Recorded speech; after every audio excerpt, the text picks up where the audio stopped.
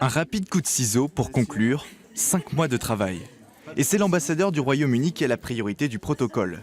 Car l'aquarelle reproduite est celle de l'anglais John Tolkien, l'auteur du Seigneur des Anneaux. Un véritable symbole à l'heure du Brexit.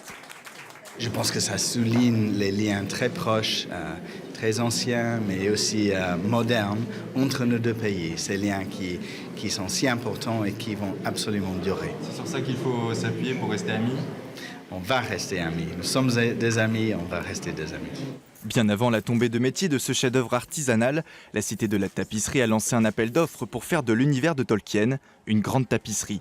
Et ce dernier modèle, c'est la cartonnière Delphine qui l'a dessiné. En fait, les illustrations de J.R.R. Tolkien mesurent une vingtaine de centimètres de côté. Et quand on agrandit cette image à la taille de la tapisserie, donc on passe à des pièces qui font 10 mètres carrés. Donc il faut repenser les formes.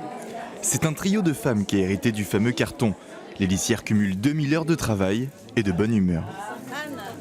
Au départ, il faut vraiment s'imprégner de la tapisserie, de se souvenir de toute la gamme de couleurs qu'on va utiliser. Du coup, là, on avait quand même pas loin de 100 couleurs. C'est une fois que la forme est terminée qu'on voit si ça va ou si ça va pas. Infirmière pendant 30 ans et tout juste formée, Anne Boisseau fait de ce Tolkien sa première œuvre.